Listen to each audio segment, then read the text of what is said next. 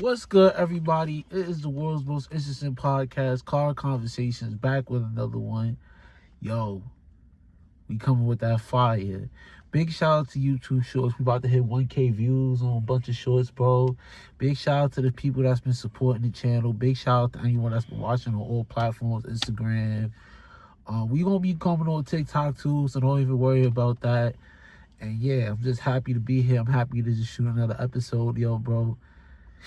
We've been deep on these episodes, man. This has been a long time coming. I like the fact that our conversations has been great quality content, and that we're making the most of our time. Yeah, y'all know the face, y'all know the name. It's the Mac, one of the biggest, the big vibes. Clee's Real Talk, Immaculate Clee. I'm happy to be here. Shout out to my brother. Thank you for just being consistent with me on this process, and let's keep it going. Thank you for just making sure the social media is being handled, and let's just keep adding more value and talking to the community and building our community. Word up, word up, word up. So, yeah, I was watching Cameron's podcast, and he was talking about how he don't consider himself African. I hear that a lot. And I wanted to know, like, cause you're from the motherland, you're from Nigeria. So, like, do you consider Black people in America African, of African descent, and like they're African likeness, even though they're not from like a specific, even though we don't know where we're from specifically? Mm-hmm. Are we still African? Do we still have African heritage? Yeah, without a doubt. But the problem is, like I said, people who are Black people that live in America or have been in America for a long period of time, a lot of them don't even care to even know more about their African heritage. And the ones that do usually don't have the opportunity to go back there, or if they do have the opportunity to go back there, there's a bunch of reasons why they don't. And I think, like I said, I just got back from Zanzibar, and the first thing all the people from Zanzibar were saying was like, we want you here, we want your people here, we think that you belong here, our home is your home. So I feel like a lot of African American people listen to the messaging that comes from people who are not of African descent or not from Africa about what it's like to be accepted in Africa. Like, it's the people that tell you not to go to Africa are in Africa. The people that tell you like, oh, Africans and Black people can't get along, they're in Africa doing business, making money in Africa. And the people in Africa want you to come back to Africa, invest your resources, invest your money, and be able to become something more of yourself. Because at this point, if you are a Black person in America trying to build something yourself, there's a ceiling. Mm-hmm. Like I always say, like, yes, we have the illegal Dangotes of the world, but like, even Robert Smith, like, and Don Peoples, like, they're very successful, but imagine what they would be like if they would take all their resources and do it in Africa and build up Africa. They would triple, quadruple their network in less than 5 years. So I say all this to say, like, if anyone's listening who's African American or who's Black or foundational Black or whatever you would consider, whatever Black that you got now. Yeah, I would say go back to Africa. If you have some money, you have an opportunity, go visit Africa, go meet people, go look at the different parts of Africa, do the research, and see where you think that you belong. Because at the end of the day, like, I posted about it. Rashad from Earning Leisure said, he's like, even the people at the highest level, they're not stuck to one location. So why are the people who are Black Americans who have access to Africa and have some kind of legacy or lineage to Africa not trying to take advantage of being citizens of multiple places? Yeah, I like, me personally, as African American, I consider myself, like African. Mm-hmm. I just don't come from a tribe. Mm-hmm. We made our own tribe here in America. That's how I see it. Mm-hmm. So I definitely consider myself, like, what got a lot of older people into, like, if you ever heard of the movie Roots? Mm-hmm. Like, that got a lot of African. It was a time period when African Americans really invested in that, going back to Africa, and really was considered themselves African. You feel what I'm saying? Mm-hmm. I think this is like a more modern take on it, because I think a lot of people are very, like, when they think of Africa, I guess they think of like Black Power, and I guess that's a turn off these days. No, I'm gonna tell you what I think it is, bro.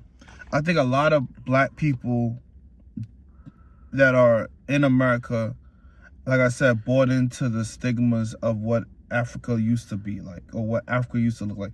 The feed the children, the kids with the flies flying around their head. And then the Africans that they met when they were coming up, like I said, bro, I remember like people used to hate Africans coming when I first came to this country and I was coming up, people used to clown Africans crazy, call us booty scratchers, say ah wah wah, all type of stuff. Right now, Africans kind of overtook everybody. Yeah, I was listening to Mad Afro Beats earlier. Yesterday. You know what I'm saying? Afro Beats is hot. A lot of Africans are doing very well. Their kids are doing well. You know, even like right now, all the scammer talk, a lot of people say, oh, that's the Africans. So, you know what I'm saying? So, like, there's a lot of, like, rhetoric around what it means to be African. And, like, the messaging around being African is, like, associated with success. And I'm saying all this to say, like, listen, like, don't listen to all that. Like, focus on what's important, and what's important is you getting the opportunities to go to Africa and do something major. Yes, there's stories about people getting taken advantage of. Yes, there's stories about people not having the best experiences, but that's not going to be your experience. You got to go to Africa. You have to build the connections. You have to make friends and see what can work and what can't work. Like I said, everything is not a one-size-fit-all solution. I definitely feel like Africa is huge. It's bigger than the United States and all other 6 continents in one. So go to a place that you think is interesting, get a flight, take a chance, and see what can happen for you. And I think that Africa is big enough for everyone to get a piece of the pie without it being like colonialism or imperialism. That's dope. That's dope. That's dope. I definitely gotta check Africa out one day, bro. Yeah, come with me to Zanzibar next summer. It's gonna be a movie. I did say that I gotta get my little finances right, bro. I'm gonna go, bro. Yeah, you know, we got the payment plans, all that. Black to Zanzibar, go tap in. Word. So I know we were supposed to go to the range today. We were supposed to go shooting today. How important you think it is to invoke in your Second Amendment right? How important you think the Second Amendment is? I think it's very important because, like I said, if you can't defend yourself, bro, people not fighting fair no more. You gotta be able to defend yourself, especially if you got assets in this America where people gonna try to take your stuff, people try to break into your crib, whatever reason. I just think you have to be knowledgeable enough in how to protect yourself, because you never know when an opportunity is gonna come, and you gotta be able to either protect yourself or use yourself, or be knowledgeable enough to know how to defend yourself. So that's why I think it's important. And also, like, the liberation of freedom, like the white people and the people from other parts of the country, they all have guns. They all have guns. They've been playing with guns since they were kids. They go hunting, all that. So the least we could do is be able to also be cognizant of how to do that as well. I think the Second Amendment is one of the most important amendments we have as a people, and it transcends race and all that, because that's something that should be guaranteed for all Americans. So I think being able to invoke it in practices is an amazing blessing. Because it was a time our people couldn't. It's like voting. It was a time our people couldn't vote. Couldn't have no guns, they couldn't do nothing, like, so it's very important. And do you think it's fair how New York treats the Second Amendment? I understand why New York does it, because we have a lot more people than a lot of these places, and it's not as well. It's not like we don't have, like, our police system is good, but we have to kind of like be very wise about everyone having access to guns. Like I said, I definitely think everyone should know how to use them and be able to protect themselves. But like I said, there's a lot of people in New York. Now imagine everybody got a gun. It'll be like GTA 4. It'll be GTA. So I think, like I said, every situation is different. It's like I said, we have very highly dense situations. So I think it's a little different than like in Atlanta or Florida or some other places. You know what I'm saying? But you also know race plays a role in that too. We don't even got to talk about that. But we know that race plays a role in that. Some of these places that are not highly dense with black people obviously are, lobbying and going to the government and politicians to get their guns and protect their guns. With us, like I said, New York and the up north is just a little different. So, I don't know. I don't know what New York with guns would look like. To be quite frank, folks already got guns in New York, so it's not like it's not already kind of happening. It's just with guns, like guns in the sense of like having guns like in Texas. Yeah, now like walking around with it and all that stuff. Like nah.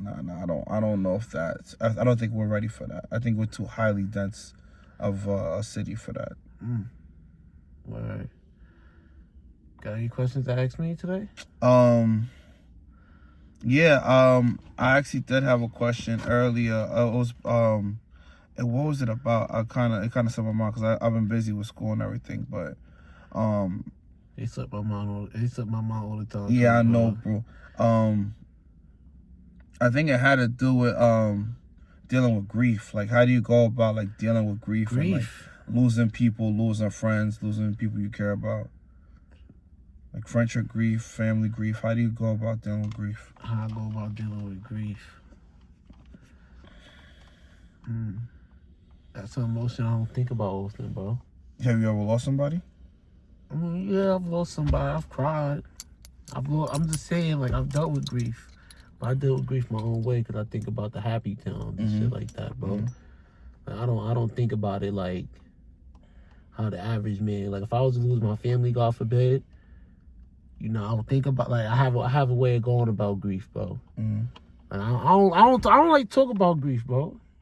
Like, I don't like to talk about it. Does that make sense, bro? Like, I know you just did this. Like, I don't like to talk. I don't like to talk about. Not to say I love and respect it. It's just something I don't like to get in that. It's just a bag. It's just a bag I don't get out in the public. So it's just very hard for me to just, like, you know, grief is weird. But, you know, I don't want to sound, you know, I let it out. I cried, man. I shed tears, bro. I cry. I go to myself. I go to my little comfort zone. But I think me doing this podcast, if this makes perfect sense too, is a way of me handling grief. Because I'm able to put my traumas and my express myself in video and audio and stuff like that. So what if we're not doing a podcast? How do you handle grief? How do I handle grief? Yo, bro, honestly, I handle grief in not the most constructive ways. I feel like that was my thing for a long time. Eating a lot, you know, blowing tree, you know, doing this shit like that, bro. Like, I think that's all grief. And I think that's a grief for just me not having my career, not being I feel like my life wasn't at a certain point. You know, I feel like, so yeah, like grief is hard. You see how I'm just reacting. I'm talking like in these circles, bro. Grief is that's an emotion I stay away from. Yeah, I mean, I understand. Like, I feel like grief is tough, but I think it's something that we gotta learn how to deal with, because it's something that's inevitable. Like, one day our parents won't be here. You know, I seen a video today, like, people be acting as if they can't wake up and, you know, get hit by a car or something can't happen. Like, people think that they got a million years to live life, right? So it's like, for me, I understand what you're saying. Like, I'm not gonna sit here and pretend like grief won't impact me and I won't be sad, but at the same time, I also understand, like, you know, it's a part of life, and it's something that you're gonna have to deal with one way or another. And it's better to learn it earlier than to deal with it later and not have the tools to deal with grief. Yeah, because I'm not gonna lie, like, I'm one of the people. I consider myself like a dreamer. Like, I have a lot of dreams. A lot of messages come to me, and I had a dream that somebody I cared about passed away, and you know, they had a family, and there was like extended family, and there was a lot of different parts to it that I had to kind of figure out. And I was just like, you know, luckily I'm not in a position where I really had to deal with that much grief. I lost my grandfather, I lost my OG, I lost a lot of people. But yeah, I'm not the same way, bro. Like, I've had, like, the losses I've had was very, like, I haven't had any, you know, God willing, I haven't had a major loss in a minute. COVID was tough. COVID was tough. Yeah, I'm blessed that a lot of people, most of my family, COVID ain't really take nobody I really knew for real. COVID, and that's crazy. That's a crazy blessing. There's people that ain't really believe COVID was happening, and people really lost lives, bro. That's the sad, scary part about it. Yeah. COVID was definitely, a lot of people lost family during COVID, bro. It was devastating. COVID was tough, but yeah, like I said, I think if I had to advise men on how to deal with grief, I'd say find an outlet. Like, for me, I write. You know, I got my music, you do the podcast. Try to be around good people. You know what I'm saying? Obviously, every function you ain't supposed to be at. If your spirit tells you to be out, be out. But, you know, go and be around people, network,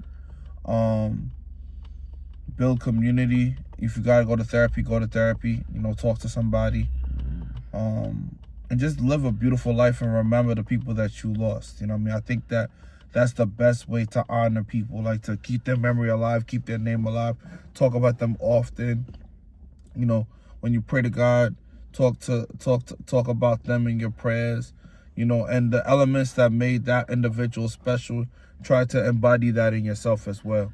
So I think that that's how I would personally deal with grief, and how I've already dealt with grief. I think the one thing I've realized, though, when you lose certain people, you also lose others that probably associate with them. And when I say that, what I mean is some people, you're only close to them because of the connection somebody else brought. And once that connection is severed, whether they die, whatever, you start to see whether or not the relationship was really genuine or if it was just because of that moment with that person. Mm-hmm. You know what I'm saying? So, yeah, I've also come to terms with that as well. Wow. How do you deal with outgrowing people? Like, have you gotten to that point in your life where you felt like you have to outgrow some people? I'm still outgrowing people, man. Kendrick had a song once called Cut You Off. And I listen to that song a lot because it's about cutting people off that's not serving you no purpose. It's been times I've brought you around people and like I'm not around them no more because they serve me no purpose. Or not in a selfish way, but not in a way that's constructive of where I'm going and where I'm trying to be in my life. So, yeah, outgrowing with people, it's a good feeling though. I actually enjoy it because I feel like that's putting more time into me and putting more time into the people I care about. So that's how I feel about outgrowing people.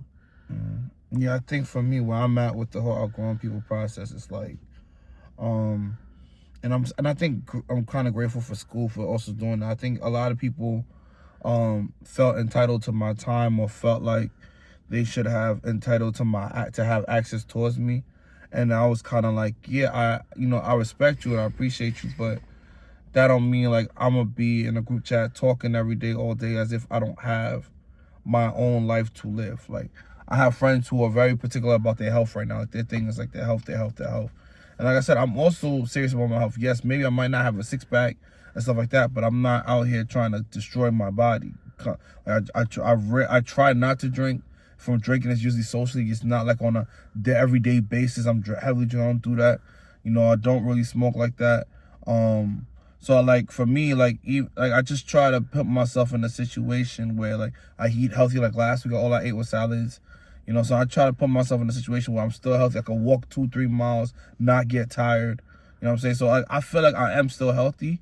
I just think that the way that everyone's lives are shaping out to be, everyone's priorities are different. Like maybe right now, the season of their life, like their health and making their health a priority is like very important to them right now. But right now, my education is important to me. Mm-hmm. So when my time is really revolved around like helping my family, our businesses, work, and school, and trying to empower others. You know what I mean? Like, I'm not saying like health is not a priority, but it's not like the thing that I'm actively searching and running to do, because I feel like I'm already still healthy and I'm still okay. Because I went to the doctor, they say I have no problem, so I know I'm not going to die anytime soon, God forbid, because of like my health. Like, my health is taken care of.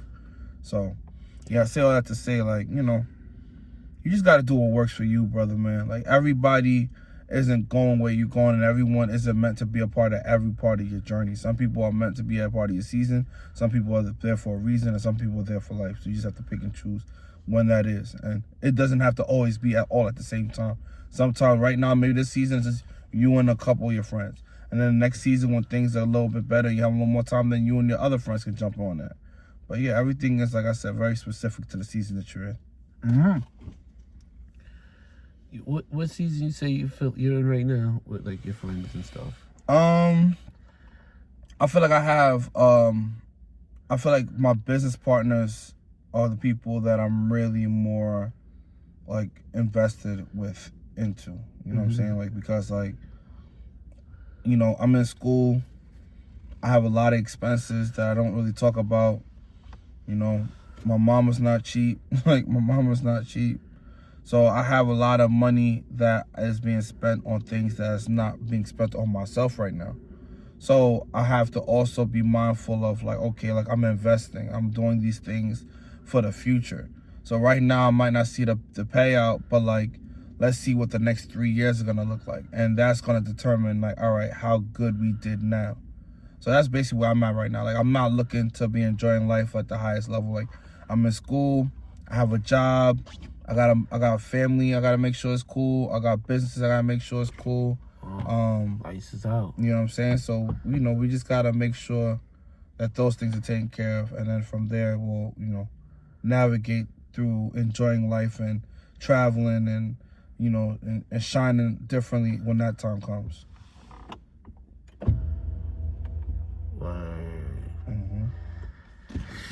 Yeah, so what about you? What would you say the season you're in is? If you had a title, like, what would you say? What's the name of the season? It's a motion party. Okay. Yeah. We know it's a motion party over. It's a motion party. We know it's a motion party where you at right now. It's a motion party. We know it's a motion party. It's a motion party. And we know it's a motion party for you right now. It's a motion party right now, but I would definitely say I'm in a season of growth right now. Like, I'm going back to school myself. I just finished applying for my classes at the moment. Congrats, bro. So, like, I'm officially doing it. It was very frustrating. There was times I didn't even want to do it, bro. I was like, fuck it, I'm not gonna do this shit. But I did it. It's an investment. It's an investment, and I'm investing in myself. And I know the money I'm gonna make. I know that these next couple years, and the money I'm gonna make from teaching will definitely even help this platform and make this something worthwhile and give the people better things and better quality. So I see the upside of everything. So I definitely am happy. So yeah. Yeah, and I'll tell you this, like, you said something I thought was really important. Like, the way you do something is how you do everything. And I feel like people don't understand, like, how everything is interconnected. The knowledge, the experiences, the people that you meet, the conversations that you have, the spaces that you occupy, they all are interconnected in some capacity. So, you just keep on building those relationships and building on that expertise that you have in one space, and it's going to be able to trickle down into another space. So that's what I've been working on too. Like, you got to think, my other podcast, Talk Ain't Cheap podcast, and all the programs on there, I did that for 7 years straight before we started doing this. 7 going on 8 years, I think, if I'm not mistaken. I started 2019. So 7 years I was doing that. Then before that, I was doing radio in my master's program. I was running 3 programs and then also guest hosting, doing sports radio. I did master. Then before that, I had my radio show for 3 years in Buffalo. And then on top of that, I was also hosting and emceeing everything. So you just never know how these skills will be able to create room for you. Because in the Bible, it says, like, your gifts will make room for you. So I'm in the space right now where I'm realizing, like, yo, if I really lean into my gifts, talents, whatever, it's going to create so many opportunities for me to do bigger, better things and impact more people. And I think that's what this whole thing's about. Like, this life is not just about you living your life, going to work, paying bills. It's about, like, how many people can impact, how you making changes, and how you exploring what God gave us to explore, which is this world, this earth. So that's how I look at the process. All I'm gonna say is just trust the process. I'm learning to trust the process because I wasn't trusting the process, bro, and it showed in my behavior, and it showed that I was just, I was very impatient, but now I'm starting to form that patience and to do something constructive, man. And just even doing this show, bro, like the fact that, I'm able to figure out what I'm trying to do with this Talk Them Entertainment thing and create a lane for myself. And then, like, you coming on, adding to the show, it's just, and like, iron sharpens iron. I think having you on the show is definitely making me better as a host myself. So just being able to just be around sharpen, iron, just to sharpen my skills is a true blessing itself. So I'm grateful. I want to do the nasty segment of the week. Word. I think I sent it to you earlier today. About the guy under the bed? About the 20-year-old found underneath a 13-year-old bed, and the mama shot him in the back of the head and killed him. Yeah, that was crazy. But how did he even get under it? So basically, when I looked into it, basically the 13-year-old was talking to the 20-year-old for some time. And while the mother was away, she invited him over to her house. And the mom had came home, found him underneath the bed. She led him to walk out the door and then shot him in the back of the head. Memphis is crazy, bro. I mean, like I think there's a lot of layers to this conversation. So the first layer I have is we have to be very careful of social media and making sure we manage our children better. We can't just. I know, like it's like we always talk about the golden era of life, where you can just send your kids out to go play in the street and run around, stuff like that. Nowadays, this social media, and we had to also go through this in my generation before, right when we first was introduced to social media and technology. You have to still have parental guidelines. A lot of these parents want to be their kids' friends, and I'm not saying that's the situation with that family. But you know, like you have to make sure you're really raising your kids and you're really monitoring what's going on with your kids, because your kids think they know everybody, and a lot of these older men, then a lot of these, I don't even want to call them men, but a lot of these older male figures, they'll try to see a young girl who might be overly developed and think that like she's grown and try to take advantage of that. And you gotta, like I said, especially like I said, men, you gotta be in your kids' lives, because there's a lot of people out there that are creeps that don't have your best interests in mind, that are trying to take advantage of your daughters and your children. And we hear about these stories all the time. So for me, where I'm at with it, it's like I don't have any kids, and I have a woman friend that she posts every day about why she wouldn't want to have kids. Every day? And yeah, she posts like this at least once a week, twice a week, that like she doesn't want to have kids. Like, why would you want to bring kids into a society like this, X, Y, and Z? And for some capacity, I understand why she feels that way. But I think that just comes more to the responsibility you have as a parent. Like, if you're going to have children, make sure that you are doing all that you can to really raise your children, especially in the early formative years. When they become like 18, 19, 20, and they could be a little more, their frontal lobe is a little more developed, all right, maybe you could be more like a mentor to them versus like their best friend, but a mentor to them more than their parent. But up until then, bro, I'm locking in, bro. And like I said, I understand like there's a lot of conversation about like a lot of parents being too strict and their kids going to college and they start wilding, all that stuff. But I would say like a lot of the people that I know who had strict parents, for the most part, they might have been wilding in college, but they still didn't stray too far away from the things that their parents instilled in them. And I think that that's what's really important, because there's no reason a 13-year-old should be talking to a 20-year-old. There's no reason that a 20-year-old should be comfortable enough dealing with a 13-year-old.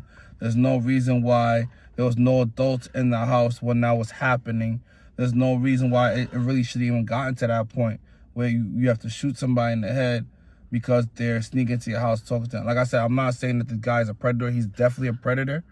But at the same time, I'm saying like we also kind of look at the entire picture, which is like, okay, how is this young woman having access to these type of people and no one is aware this is happening? Definitely, bro. We gotta monitor these kids, bro. And it's a very dangerous place. Been a dangerous place since I was a kid. So. And everyone is not you. Like I learned that a long time. Everyone don't got good intentions, so you gotta be very careful about like what people are doing, how they doing, and what their intentions are. Word. Man, I think that could wrap it up. You can wrap it up. Let's go celebrate you getting into graduate school. Well, I'm celebrating all summer. I'm celebrating until school starts. Hold on, before we wrap up, I want to say shout out to my bro DJ TKO, DJ Midnight, the new vibe sound, my bro Gil, DJ Exclusive. Shout out to my guy Tropical Cocktails, Craft Cocktails. We collaborated and made Exotic 5 the craziest pool party I ever been to last week. It was in the rain during a hurricane, and everybody was wilding in the rain, in the mud, in the pool, while it was hurricaning. Shout out to DJ Rich Rated R. Shout out to all the DJs that was on the bill. It was a crazy experience, and I'm just excited. And then the next event that we got coming up is whole Yada Ass. Shout out to Triple O. Yeah, we're gonna run it up and have a great summer. I'm excited for July. And catch me at Invest Fest in August. So, you know, we're gonna be outside this in Atlanta. So we're gonna be outside this whole summer. So yeah, I'm excited. It's your boy Biggie Talk Them Entertainment in the building as always. It's your boy Clear Real Talk, Immaculate Clee, Big Clee, the Clearest Group. Shout out to Talk Ain't Cheap Network. Word. Make sure y'all like, sub, run up that hype. Make sure y'all do all that. Make sure y'all keep tapping in with us. We got some more heat. We here. We live. Peace. We outside.